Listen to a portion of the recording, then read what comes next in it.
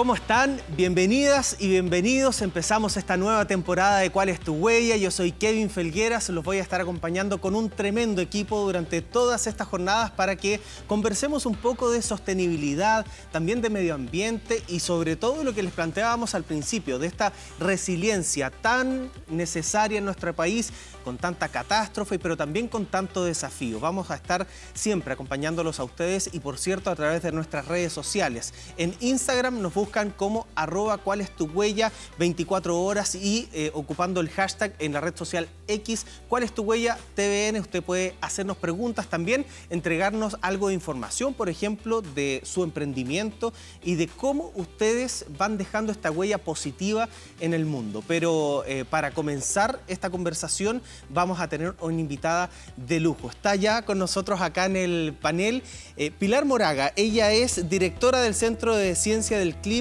y Resiliencia CR2 de la Universidad de Chile. Pilar, ¿cómo estás? Para mí un privilegio poder conversar contigo en esta mañana. ¿Cómo estás? Estoy muy bien, muy agradecida de esta invitación, de estar contigo en esta conversación y de inaugurar esta nueva temporada de un programa tan importante para Es un programa histórico y por lo mismo nosotros también hemos tomado pasos resilientes. En los últimos meses hemos visto cómo las tragedias lamentablemente nos han afectado, pero venimos con una tragedia quizás que es constante, que es el cambio climático. Y ahí la primera pregunta, ¿cuál es la importancia de adoptar medidas de resiliencia frente al rápido avance justamente que ha tenido la crisis climática en nuestro país? Bueno, estamos en un contexto de urgencia, ¿eh? Se habla de la crisis climática y de la urgencia climática también, y en particular para nuestro país y para la región latinoamericana, diría yo, esta urgencia tiene un carácter aún mayor, puesto que somos una región, un área vulnerable. ¿Qué significa esto? Que tenemos ciertas condiciones geofísicas, geográficas, que determinan esta condición.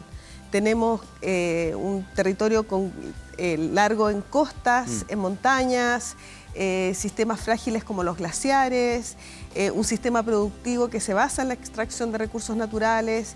Y bueno, todos estos elementos hacen que nos enfrentemos, como hemos sido testigos este verano, pero también dentro de los últimos años, a eventos climáticos extremos que dejan a la población en una situación muy crítica. Pilar, y tomando todo esto en consideración, no solo el tema geográfico que nos tocó estar aquí, en la colita del mundo, ¿no?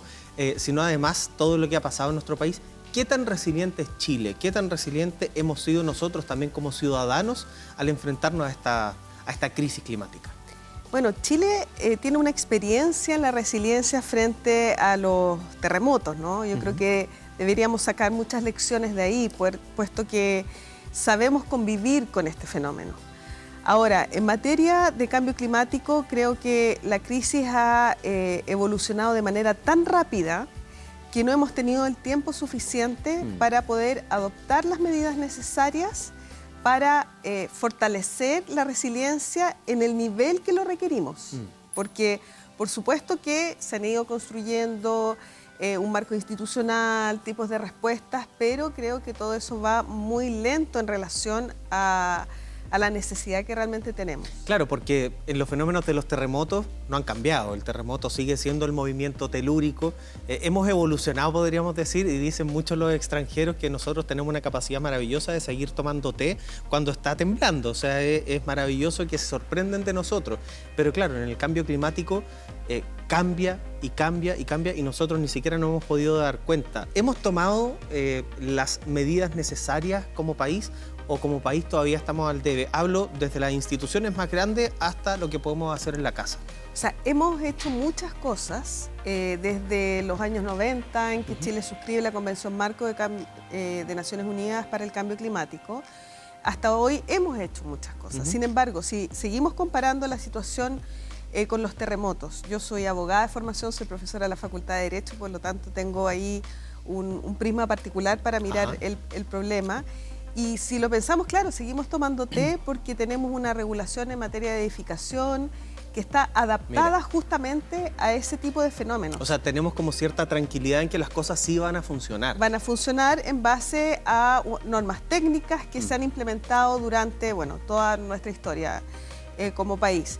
Sin embargo, vemos en un caso muy concreto, ahora a propósito de los incendios y de aluviones y de muchos otros, que, por ejemplo, toda la normativa de planificación territorial, todos los instrumentos de planificación territorial o están sumamente desactualizados, Claro. o no se respetan, o no están determinadas las zonas de riesgo, o hay población que se ubica derechamente en estas zonas. Claro. Entonces, si comparamos, esas dos realidades son diametralmente opuestas. Pilar, y aprovechando tu experiencia como abogada, la ley marco de cambio climático, ¿sirve de algo?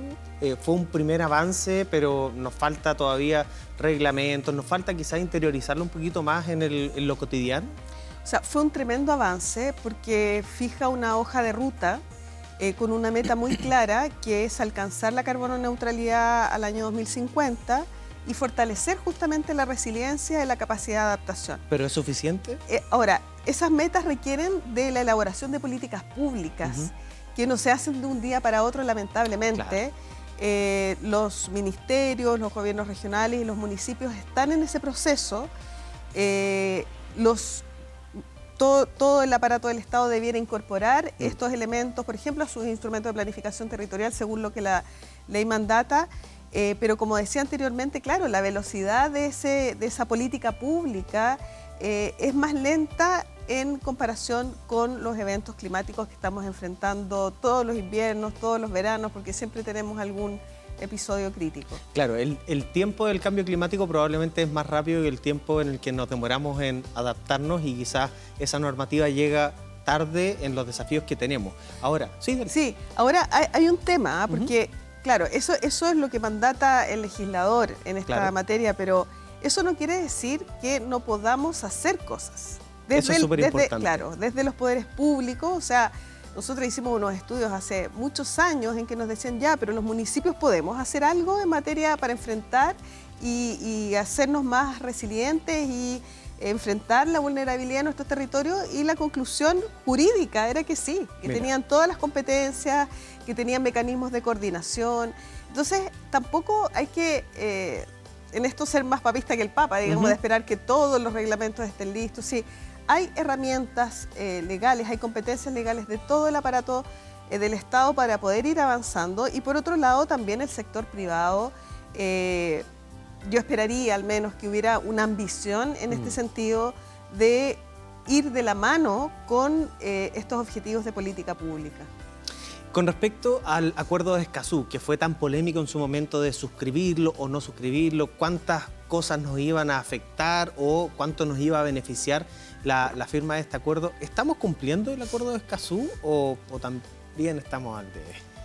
Bueno, el Acuerdo de Escazú es un acuerdo regional, para recordar, que consagra los derechos de acceso, que son el derecho a participar, el acceso a la información en materia ambiental y el acceso a la justicia. Y yo diría que, bueno, Chile tiene una legislación mucho más avanzada que otros países latinoamericanos, por eso que menciono este carácter regional, y en ese sentido creo que, por supuesto, que ha sido un avance suscribirlo para poder elevar los estándares a nivel de Latinoamérica. Ahora, ¿por qué existen estos derechos? Porque ya en el año 92 se dijo que la mejor manera de tomar decisiones en materia ambiental era con participación. Ahora, si hemos avanzado en la normativa, sí, pero en la conciencia no lo sé. Recientemente ha habido un debate en nuestro país sobre la reforma al reglamento del sistema de evaluación de impacto ambiental, que amplía justamente la participación ciudadana en materia de declaraciones de impacto ambiental, que es una vía de ingreso de aquellos proyectos que tienen menor impacto a otros, que es el 95% por lo demás. Y ha habido una gran polémica del por qué ampliar esto, y de hecho han habido reproches de constitucionalidad, hay reclamaciones ahí que va a conocer el Tribunal Constitucional. Entonces, también creo que aún no estamos convencidos como sociedad y de parte de todos los actores de que la mejor manera de tomar decisiones como sociedad, incluso en materia de desarrollo, es con participación. Pilar, te voy a preguntar en breve sobre los desafíos que podemos tomar desde nuestra propia casa, pero antes quiero preguntarte por el rol de la educación. A veces, y te lo cuento desde mi experiencia personal, mi hermano chico me enseña mucho más de medio ambiente que lo que me enseña el mundo entero.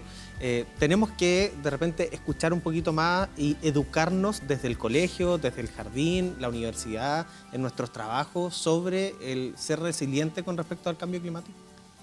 Sí, yo creo que la educación desde la primera edad es una cuestión fundamental. De hecho, en lo personal tengo mucha esperanza en las futuras generaciones, no solo por la mayor conciencia y mayor educación, sino porque ellos van a vivir en otro mundo.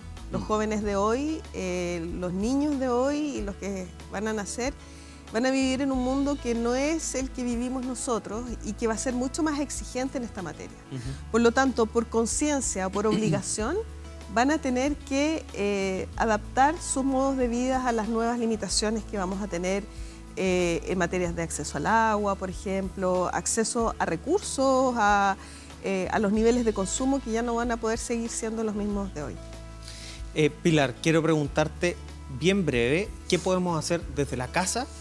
¿Alguna acción desde la casa? Y también si es que nosotros, entendiendo toda la experiencia que hemos tenido, las malas y buenas experiencias, podemos exportar conocimiento al resto de la región o al resto del mundo. Bueno, yo diría que lo primero que podemos hacer desde la casa para los mayores de 18 años es preocuparse de ir a votar. Eso es súper importante. Este es un año de votaciones además y yo creo que ya que tenemos un sistema de democracia representativa en que son justamente nuestros representantes los que van a estar tomando decisiones, bueno, entonces que nuestros candidatos y candidatas expliciten cuál es su compromiso en este camino que ha determinado la Ley Marco de Cambio Climático y que transforma justamente la manera en que tenemos que mirar el desarrollo. Yo diría que eso es como... Eso es clave. Es clave, es básico y entender que este proceso hacia la carbono neutralidad no solo es un tema ambiental, también es la sustentabilidad de la economía y de, Claro. y de todos los aspectos sociales del desarrollo. Y bueno, luego de eso es comenzar a pensar en los límites, en que no vivimos en una sociedad donde todo se pueda alcanzar en términos de recursos, en términos de consumo, y que el consumo hay que limitarlo, hay que reducirlo, así como nuestros desechos, por supuesto. Hay normativas que ya que ya han avanzado en eso, bolsas plásticas, Claro. que si uno lo piensa, yo vi como la gente fue muy chocante e impactante decir, hoy no puedo solicitar nunca más una bolsa plástica, y bueno, el día que eso entró a operar, todos nos acostumbramos, ¿no? Hay un desafío en materia de residuos y residuos orgánicos domiciliarios. Sí. Ahí hay un gran tema en el que todos podemos contribuir reduciendo justamente este tipo de residuos que genera muchos niveles de contaminación. Y ahí, tal como esa ley de etiquetados que fue ejemplo en el mundo, el tema de las bolsas también fue ejemplo en el mundo, nosotros estamos exportando cierto conocimiento. Totalmente. Sí, yo estoy convencida de eso. Chile ha tenido posiciones ambiciosas y de verdad que sí. Yo creo que hay muchas cosas que se pueden mostrar, como por ejemplo todo el proceso de la dictación de la Ley Marco de Cambio Climático, que Chile es uno de los pocos países con una meta de carbono neutralidad en su ley, con la consagración de instrumentos internacionales incluso en la propia ley, y yo creo que el proceso de dictación, su implementación en los tiempos, que yo decía es lento, sí, pero dentro de todo también, pero se está haciendo y se está haciendo bastante bien. Por lo tanto, yo creo que son procesos que efectivamente se pueden mostrar, sobre todo a la región latinoamericana, que comparte muchos desafíos. Tenemos muchos problemas similares, claro. Y por lo tanto se pueden compartir estas buenas prácticas y experiencias. Pilar Moraga, directora del Centro del Clima y de la Ciencia del Clima y de Resiliencia CR2 de la Universidad de Chile. Muchas gracias por haber estado con nosotros en este primer capítulo de Cuál estuvo ya en esta nueva temporada. Muchísimas gracias a ti por la invitación y mucho éxito en la temporada que se inicia. Vamos a estar con todo. Oye,